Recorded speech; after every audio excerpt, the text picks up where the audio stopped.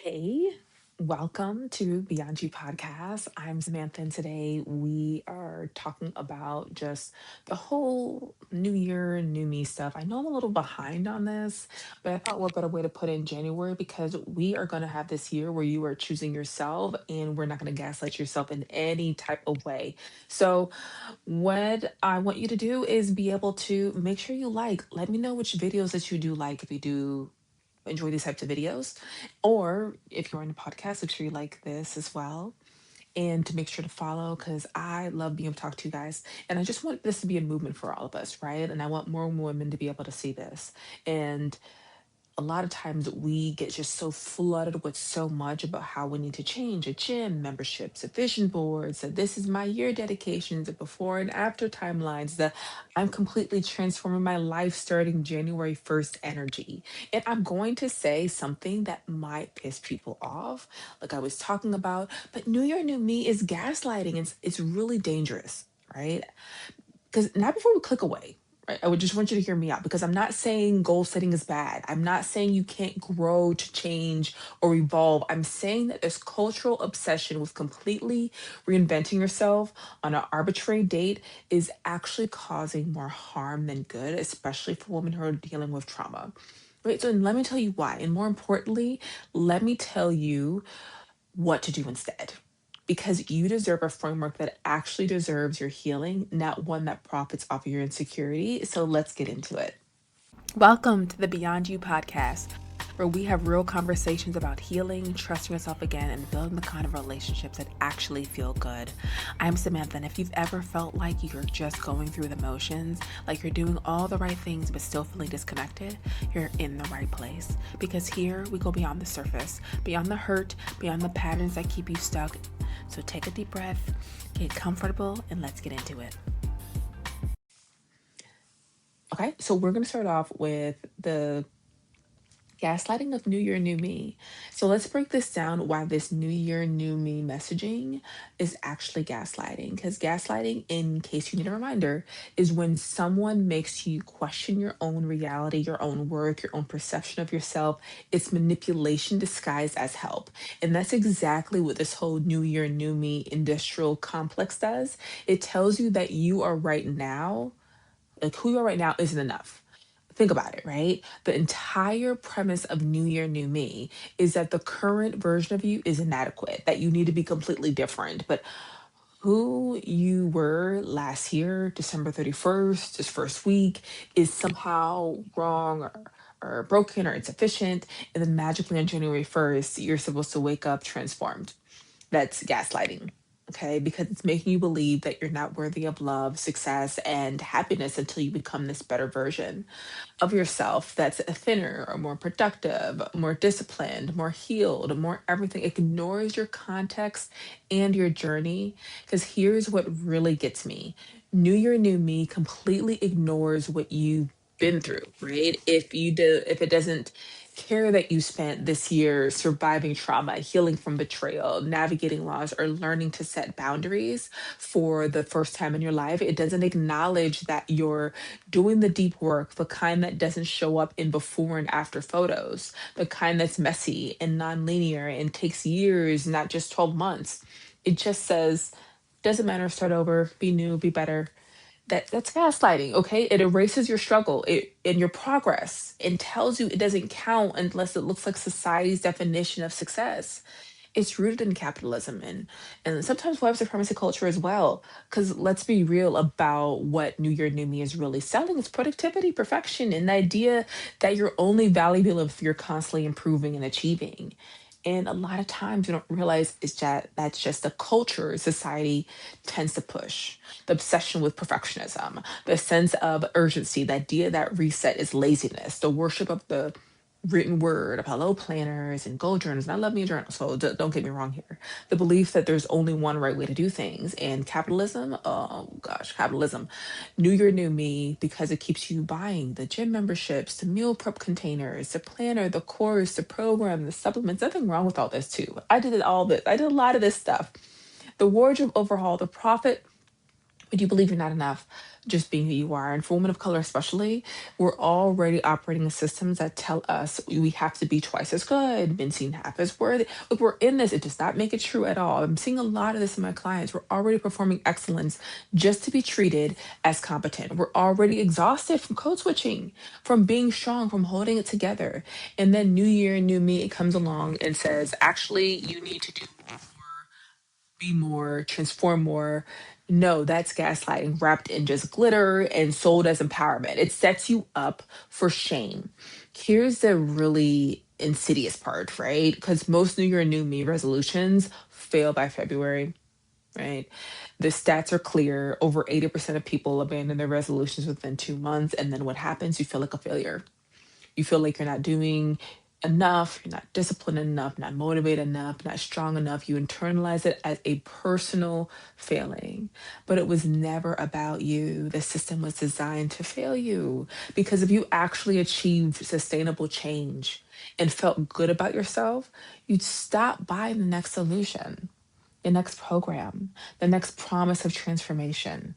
They need you to fail so you'll try again next January. That's the business model. That's gaslighting, making you believe the problem is you when the problem is the system. So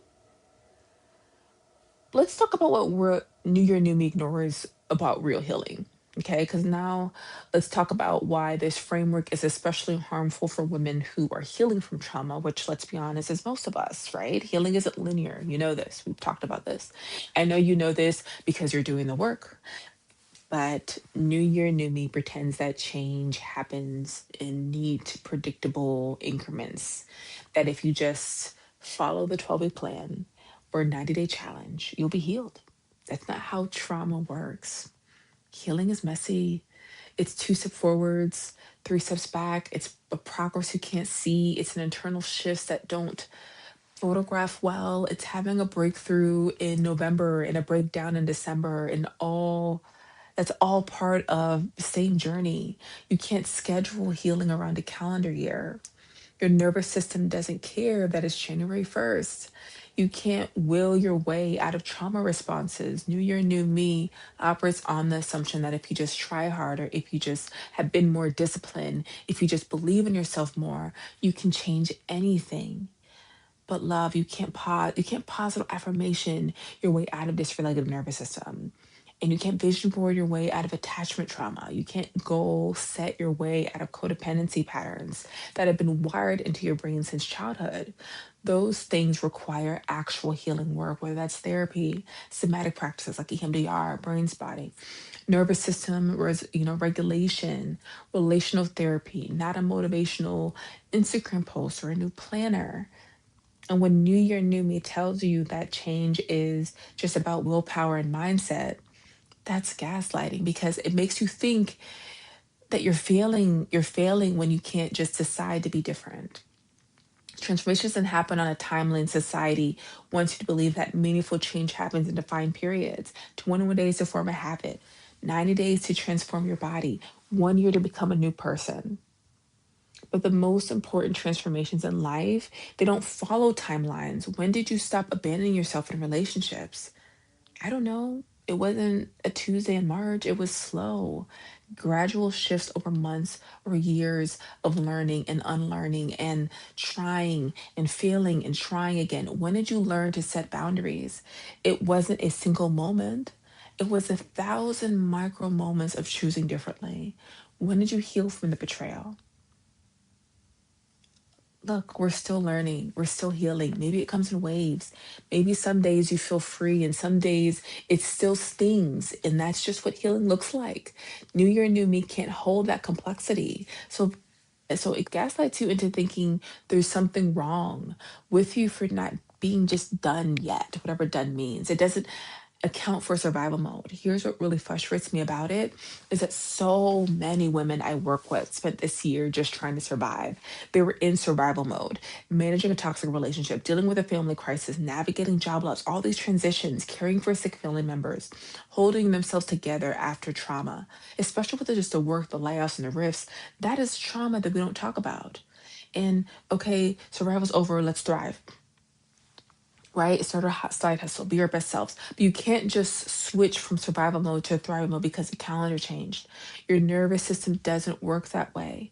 If you spent this year surviving and you need rest and recovery, not a fitness challenge and or a productivity boot camp, and when New Year, New Me ignores that reality, that's gaslighting. It tells you your survival wasn't enough, that you should have been doing more, that you should be ready to level up when you're still trying to catch your breath.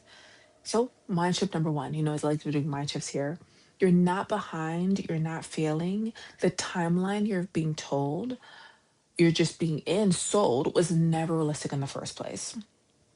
So, what to do instead? I always like to leave you tips with that, but a healing centered approach with this, okay? So, all right, so if New Year, New Me is gaslighting, what do we do instead? I'm not saying you can't set intentions or want to grow. I'm saying you need a framework that actually serves your healing, not your shame, right? So here's what that looks like.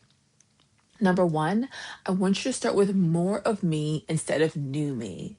Instead of trying to become someone completely different, what if the goal was to become more fully yourself? Not new, not better, just more authentically, unapologetically you. And what does that look like?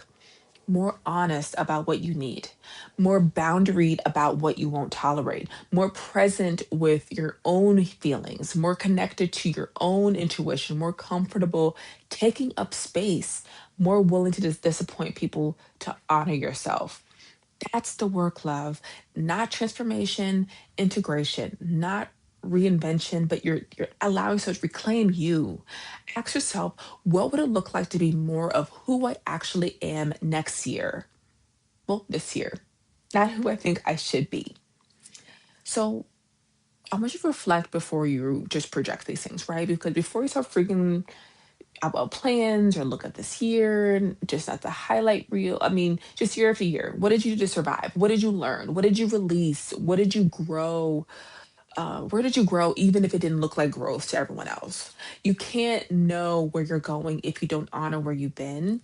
So, of course, you're going to grab my Miss Me journal and work through this, but you can also write this stuff down. What was I carrying at the start of this year that I'm no longer carrying? What did I learn about myself that I didn't know before? What boundaries did I set or try to set? Where did I choose myself even when it was hard? What am I still healing from? And is that okay? This isn't about fixing yourself, right? It's about seeing yourself clearly, all of you, the growth and the struggle. Set intentions, not resolutions. Resolutions can be very rigid. They're pass, fail. They set you up for shame when life happens and you can't maintain them. Intentions, though, I love a good set of intentions. Intentions are just your direction, right? It's not a destination. It's about how you want to feel, not what you want to achieve. Instead of I'm going to work out 5 days a week, resolution, try I want to move my body in ways that feel nourishing. Intention. Instead of I'm going to stop people pleasing, resolution, which by the way is not how that works. Try I want to practice saying no without over explaining myself. See the difference, right? Like one is a rule you can break, the other is a practice you can return to. So, number four, I want you to honor your current capacity. This is big, whether you're planning for next year, this year, or just realize your actual capacity you wish you had, or the capacity you think you should. If you're still healing from trauma, you don't have the same bandwidth as someone who isn't.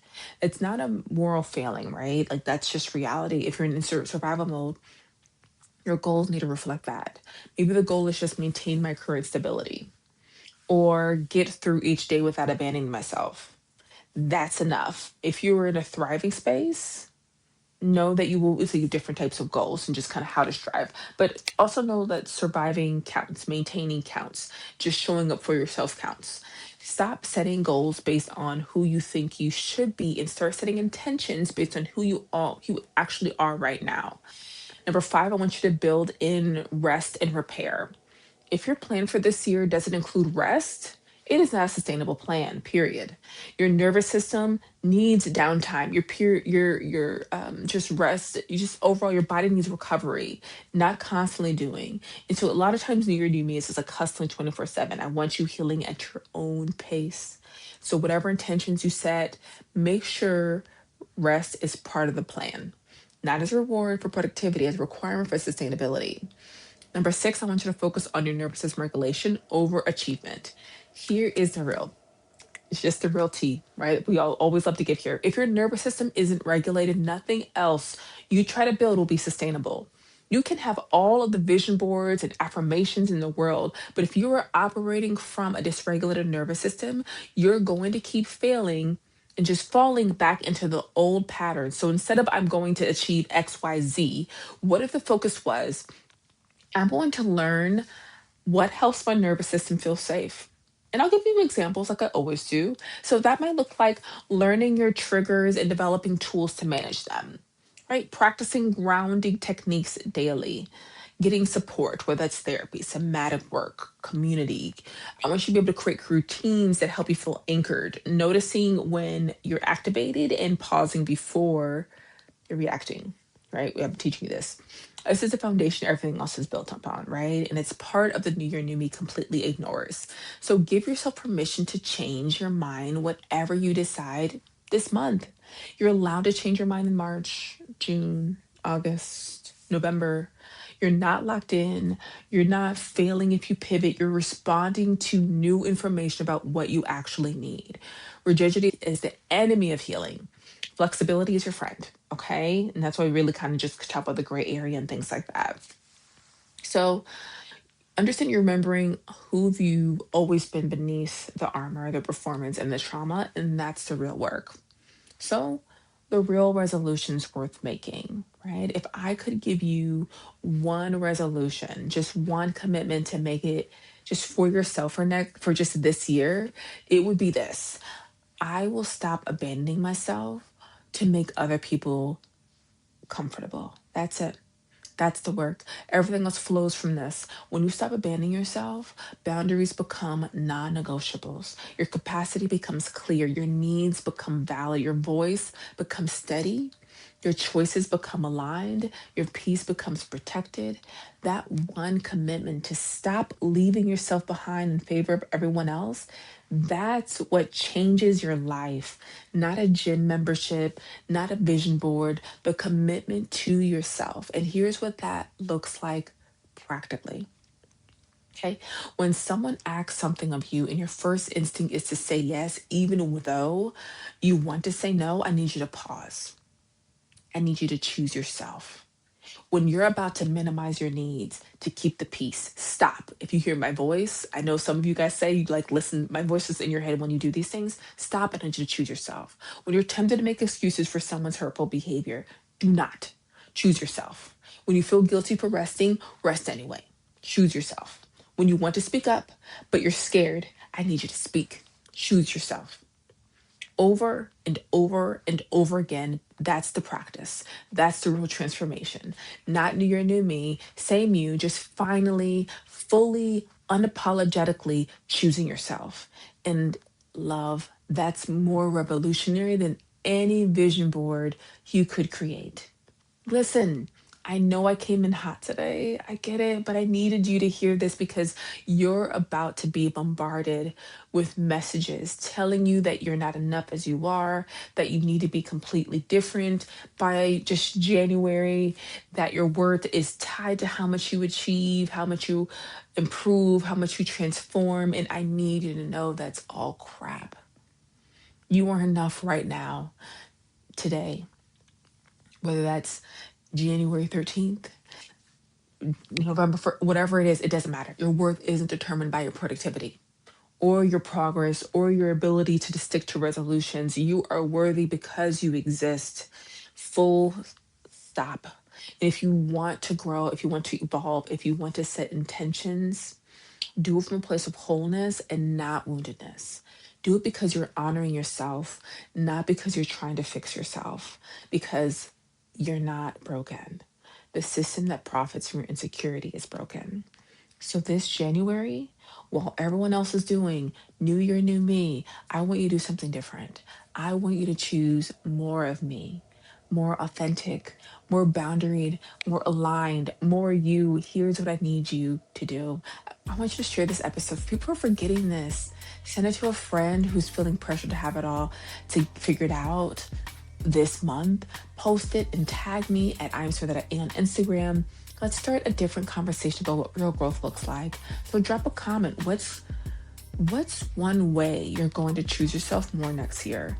Not transform, not become new, just choose yourself. If you haven't subscribed, do it now, because I love being able to grow our community here. We're building something different here. A community that rejects toxic self-improvement culture and embraces real, messy, unlinear healing, right? And join my email list for weekly reminders that you're already enough. Real tools for real healing, no new year, new you nonsense. Link in the show notes. And if you're ready to do the deeper work of coming home to yourself, not becoming someone new, but reclaiming who you've always been, know that I have Miss Me Journal and a reclaiming you ebook that goes right along with it in your complete system. That for transformation, for integration, for remembering, for choosing yourself every single day. And we talk all over my Substack as well. Find me daily at Instagram at 𝐼'sSamantha.A and TikTok at Moving Beyond You. As we step into this new year, I want you to remember you don't need to be new. You need to be you, right? That kind of rhymes. I love that. The version of you that's been waiting underneath the performance, underneath the people pleasing, underneath the belief that you need to earn your worth. She's already there. You don't need to create her. You just need to stop and abandoning her. So this year, choose her.